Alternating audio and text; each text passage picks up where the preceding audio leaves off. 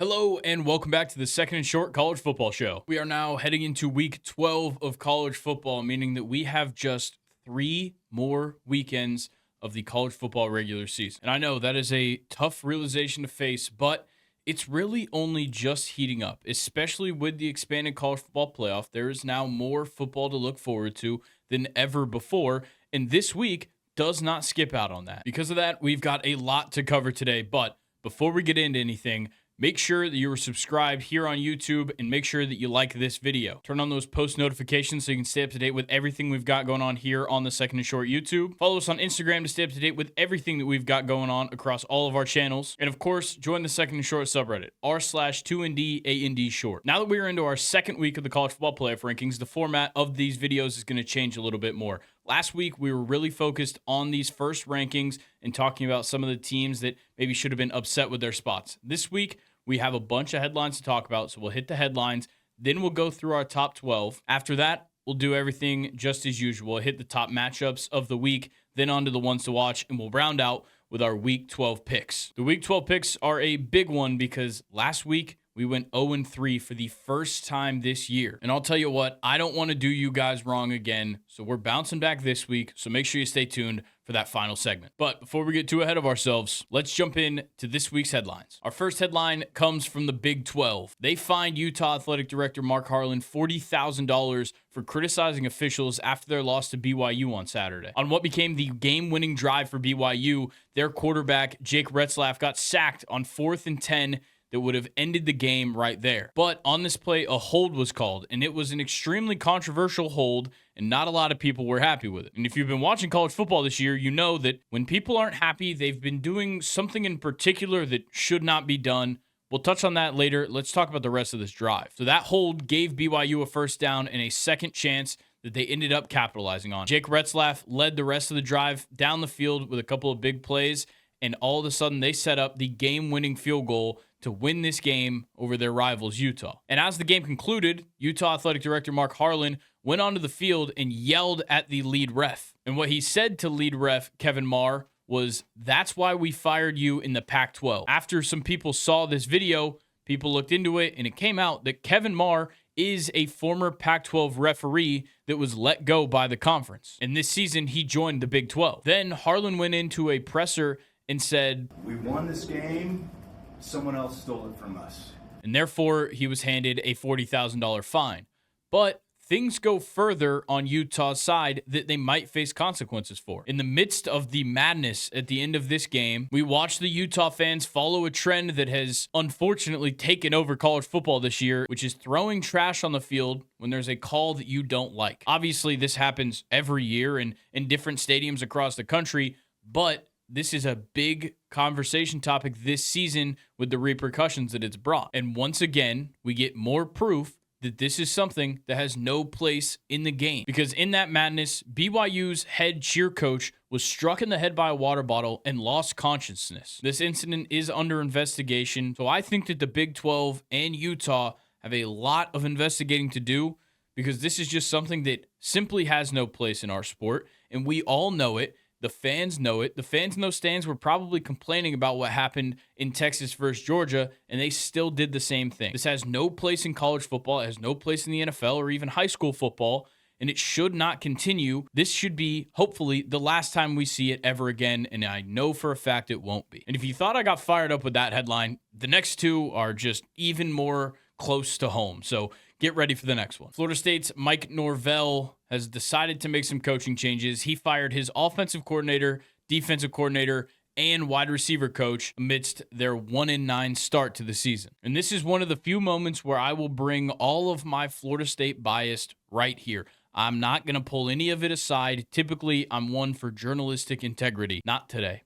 This was a much-needed change. Mike Norvell needed to step up and make a leadership decision for this program, and that's what this move is. We've all been waiting on him to make a real change, and it was clear really before the season started that a change needed to happen at offensive coordinator, with Alex Atkins getting a suspension to start the season due to recruiting violations. And defensive coordinator Adam Fuller certainly earned his way out of Tallahassee with the way that this defense has looked all throughout this start. And if you've been suffering along with the Seminoles all season and watched these games, you would know with how many dropped passes you've seen that the wide receiver coach needed to get fired too. And for Norvell, he waited until the easiest time to make this decision because this team and this season has been done for months. So I'm just glad that he's also finally realizing it's time to just pack it up and start looking at who you're hiring this offseason and who you're going for in the portal. All right, we're keeping it with my teams. Somehow the teams that I have a rooting interest for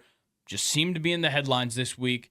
And this one I'm really not happy about. The newest member of the FBS, Kennesaw State, has fired head coach Brian Bohannon. For some people that are watching this, you might not know the context. I am a Kennesaw State student and a longtime, at least observer, now fan of Kennesaw State football. I grew up and still live 15 to 20 minutes away from Kennesaw State's campus. So I've gotten to see what Brian Bohannon has done for this program firsthand. Brian Bohannon was the first head coach in program history at Kennesaw State. He has been there since the inception of this program, and for the Kennesaw State athletic director to make a decision to fire him when we really haven't seen him get any of the resources he has deserved in this crazy fast route he has made to FBS is just truly unfair. And when I talk about resources, I'm not just saying, the fancy stadium or the big practice facility or the nice locker room. I'm talking about giving Brian Bohannon a chance, giving him the respect he deserves as a longtime head coach of now an FBS program. Because this happened in the middle of him trying to renegotiate a new contract with Kennesaw State. It was reported what his salary was, and he was making less than $400,000 a year as the head coach of this team. He was making less than most Power 5 position coaches. Yes, the last 2-3 years haven't been ideal, but this guy made it to multiple FCS playoff appearances and now got you the respect you needed and that you thought you deserved to get to the FBS. And he pulled off a crazy victory over Liberty that essentially put all the eyes that Kennesaw State may ever get on them. So to fire him in the middle of him just asking for a little bit of financial respect is ridiculous. And if that is the motive for it, it's even worse. And as somebody who has lived and grown up around and just experienced the influence that Brian Bohannon has, not only on that program or that school that I'm currently a student of, or the community that I have lived in my entire life, I can say that Brian Bohannon has never done a single thing that is not in the best interest of Kennesaw State's football program, and he deserves respect. I genuinely do just hate this move as a fan of this program because it's not an enticing job to find. You're not going to be able to go out and find somebody that's more bought in than Bohannon was. And even if you do, you're still going to have to pay him. So if your motive for not wanting Brian Bohannon to continue as the head coach of Kennesaw State was money, good luck finding anybody to head coach Kennesaw State because you're in the FBS now and you've got to pay people. I'm going to cut myself off there because I know we have plenty of things to handle in this episode. Just know I hate this move. All right, now let's get into the brand new college football playoff rankings. We'll start with the teams just on the outside looking in, and we'll start at number 14 with SMU. I think SMU sitting at 14 is kind of disrespectful considering they are now the sole leaders in the ACC after Miami's loss to Georgia Tech.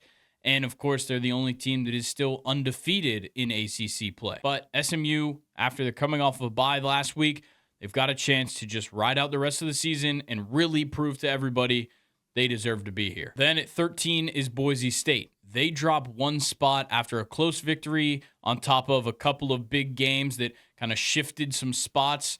Boise State does fall out of the top 12, but they would still get that group of 5 bid, which means that our number 12 team gets pushed out, and that is the Georgia Bulldogs. After an embarrassing defeat against Ole Miss, the Georgia Bulldogs drop all the way from 3 down to 12, and now Georgia finds themselves on the outside looking in to the first year of the 12-team playoff unless things go their way. Then at number 11, it's the team that took down the Dogs. Ole Miss gets in for that final spot right before Boise State. Then moving up one spot to number 10 is the Alabama Crimson Tide. Then moving up one spot to number 10 is the Alabama Crimson Tide after a blowout victory in Death Valley over LSU on Saturday night.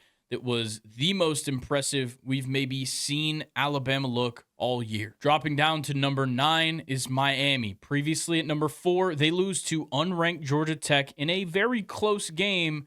They drop to number 9 and drop out of first place in the ACC standing. At number 8, Notre Dame continues to move up despite that early season loss to Northern Illinois.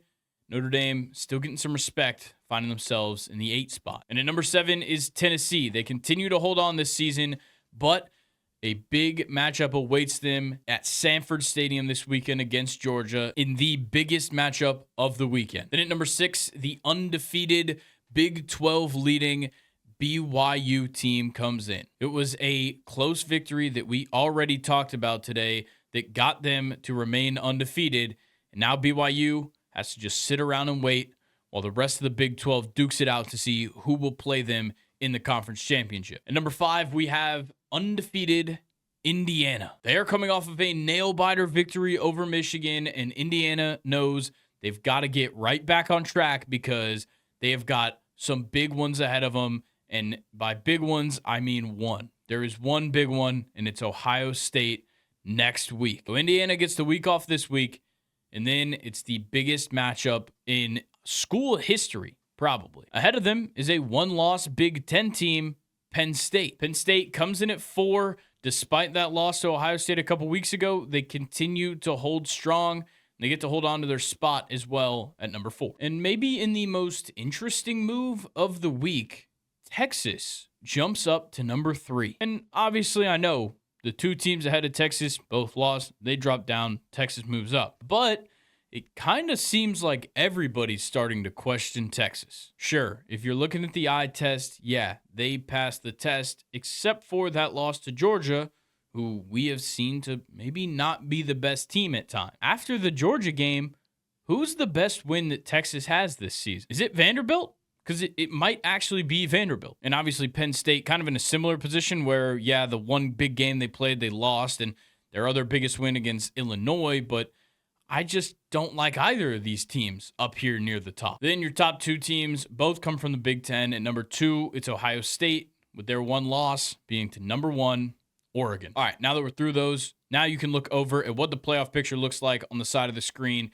This is all assuming that the highest ranked team in each conference wins that conference. All right, now it is time to talk about the top matchups of Week 12. We'll start out with 2 teams that are just looking to survive. We've got number 20 Clemson taking on Pitt. Now, I know Clemson at number 20 is certainly questionable with what we have seen over the last couple of weeks, but they still remain there, and both them and Pitt aren't necessarily out of the race for the ACC championship game, especially when you look at the fact that Miami has proven that they can lose and to just about anybody after that loss with Georgia Tech. And with both Clemson and Pitt kind of falling off the rails in the last couple of weeks, they've really got to get back right here, but only one team can win. For Clemson, as of right now, you're second in the ACC, only ahead of Miami because you've played more conference games than them, but this is still a much-needed win. On the Pitt side, sure, it does look like it is kind of out of your reach now. You're no longer undefeated, and now you've lost 2 weeks in a row. The wheels can't fully fall off yet.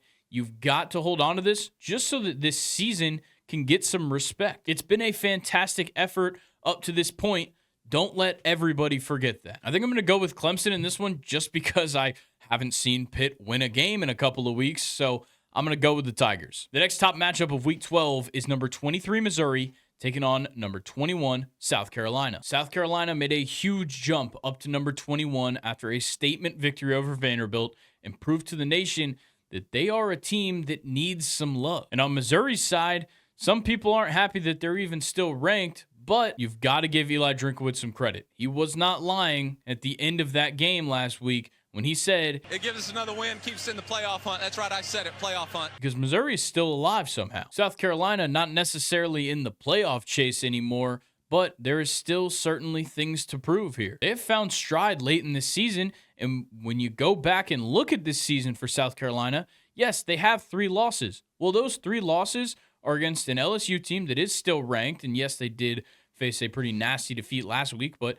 an LSU team that was certainly a contender up until this week. Then it's the Alabama team that beat LSU, and also South Carolina gave them a game. And as well as that is Ole Miss, who's also currently in the college football playoff picture along with Alabama. And don't forget that this is the South Carolina team that essentially killed Texas A&M's hopes of making it into the playoff. So both of these teams have a lot on the line. South Carolina and Shane Beamer are looking for a lot more respect than they've been getting, and Missouri is looking to somehow weasel their way into being a contender once again. So do not sleep on this matchup. I'm going to take the Gamecocks. I'm really liking what I'm seeing right now. Give me Shane Beamer in South Carolina. Our next top matchup, and you could probably say that this one and the last one were 2A and 2B, but this one, Arizona State versus number 16, Kansas State. And don't just write off Arizona State and Cam Scatabo and all the rest of these talented players on this roster just yet. They may not be ranked, but they are 7-2 and are still in that race for a potential spot in the Big 12 championship. They're right there with Iowa State and Kansas State, who they are about to take on. And all three of these teams are just praying for a Colorado loss, which could very well happen with Colorado bringing in the Utes, who might be looking for some revenge. And whoever does win this game is still going to have to sit around and wait for a potential Iowa State loss and as well a Colorado loss, but they are both very much still in the race. You can expect to see in this matchup two of probably the top 10 running backs in college football this season go head-to-head. Cam Scatabo and DJ Giddens have been two of the best running backs in college football, and I would go as far as to say they're the two best running backs in the Big 12. So make sure you check this one out, because these are two teams that we'll certainly be watching in bowl season. We might even see one of them sneak into the conference championship weekend and maybe the college football playoff. But now it is time to talk about the one. There's no 1A, 1B this time. It's just one. Number 7, Tennessee, taking on number 12, Georgia, at Sanford Stadium. And look, we all know what's on the line here. It's more than just respect. It's more than just a rivalry. Almost every year, this game is more than just a rivalry. But this year, with the expanded playoff, it's maybe the most important this matchup has been in a long time, maybe ever. Georgia has to win this game to stay alive. One more loss, your season's over. But Tennessee can't afford embarrassment here either, because a blowout loss could be a problem for them when it comes to trying to stay in these rankings at the end of the season. And on the other side, a win could give Tennessee some much needed respect. The problem for Tennessee trying to avoid embarrassment here is that in recent history, they can't help but be embarrassed by Georgia. They have lost this matchup 7 straight years. And in that stretch, they have yet to lose by a margin less than 14 points. This year, Tennessee has to change the narrative, because if you're Josh Heupel, you can't let Kirby Smart be what Nick Saban was to everybody else in this conference, including Kirby Smart. You can't let him be the guy that stops you every year. So Tennessee has to stop the bleeding this weekend. Now, for what we'll see on the field, the biggest matchup I'm looking at is Tennessee's amazing defensive line going against a Georgia offensive line that was horrendous against Ole Miss. This is a program that has been just pumping out elite offensive linemen for years and years now, and what they put on display last week tells me that Tennessee might have no issues getting to Carson Beck. And if you're getting to Carson Beck, we all know that he has no issues throwing to your team. So in a rare occasion, I'm going to go against Georgia. I just am not bought in right now. I can't be after what I saw on display last week against Ole Miss. I can't be bought in on Georgia. I love Kirby Smart. I think he's the best head coach in college football right now. But you can't tell me that what we saw from Georgia these last couple of weeks and what we've seen from Tennessee lines up. So give me the Volunteers. All right, that's going to do it for the top matchups. Let's talk about the ones to watch this weekend. We'll start off on the matchup that we talked about a little bit earlier in the Big 12. You've got Utah taking on number 17, Colorado. Look, Utah is just flat out pissed off about how last week ended, and they might just take their anger out in Boulder. And on Colorado's side, they have finally gotten the chance to show off. They got what they wanted with another Iowa State loss, and now Colorado sits in a position that they probably didn't even think they'd be in at this point in the season. They are now second in the Big 12. But Kansas State is hot on their heels. Kansas State currently has the tiebreaker over Colorado if Colorado were to get another loss. So they have got to come correct for the rest of the season because Kansas State is still hungry. So I don't know who's going to win this game. I'll probably give it to the Buffs, but you got to watch this game because it may become detrimental to the race for a spot in the Big 12 championship game. The next one to watch is all about the points. North Texas taking on UTSA on a Friday night. That is the biggest part of this matchup. 8 p.m. on Friday night is the biggest reason why you need to watch this matchup. And when I say points, I mean 72.5 of them. And hopefully more than that, but we'll talk about that later. Go ahead and just strike last week off the slate for North Texas. I don't care about what happened last week. Army has such an amazing defense that not a single other team that North Texas has played or will play will ever even be able to scoff at. I'd say UTSA's defense wouldn't even be able to make eye contact with the defense that Army had last week. And to just continue letting you know that there is gonna be points here, North Texas is only a 2-point favorite with an over-under set at 72.5. That means in a ideal situation where this game hits the over, in the worst case scenario, we see what? 38-35? And man, that sounds good to me. So Friday night, 8 p.m., you got to turn this one on. Next one to watch this weekend is number 25, Tulane, taking on the Navy Midshipmen. Tulane has really been making their case. They make their way into the college football playoff rankings this week, but to continue making that case, you got to win here. There's a win here, and you retain your current spot in the American Championship game. If Navy wins, they take their spot back and simultaneously strike down any hopes that Tulane has of still making the college football playoff, which, might I add, is not necessarily out of the conversation. If Boise State gets upset at any point, they are on the brink of elimination. If they lose in their conference championship game, they are done. So watch out for the champion of the American to potentially snag that spot. And with Army up at the top, Tulane is the only team competing with them right now. Now let's continue to talk about that group of 5 bid with our final one to watch this week, which is the team that currently holds it. It's number 13, Boise State, taking on San Jose State. Obviously, Ashton Jeanty is why you watch this game. And the real reason I really wanted to put Boise State here, I know I've put them here a billion times this season, but the real reason is that if you haven't been watching Boise State the last couple of weeks, you need to watch their games so you can understand why there has been a downtick in the efficiency for Ashton Jeanty. Because if you haven't seen how defenses are treating Ashton Jeanty in Boise State, then you won't understand why he just continues to look less and less efficient. Teams are literally just defending Ashton Jeanty. They are stacking the box with fervor that I have never seen quite like it. It is unbelievable the way that we're seeing teams attack Boise State. The problem is it's really not working. Yeah, Jeanty's not being as efficient. He's not getting 10 yards per carry like he was for the first 6 to 8 games of the season? Sure, but that was really never going to hold up because even though they are stacking the box against Jeanty, he's still putting up crazy numbers. Boise State's still winning games. Yeah, albeit it's close ones, but they're still winning games.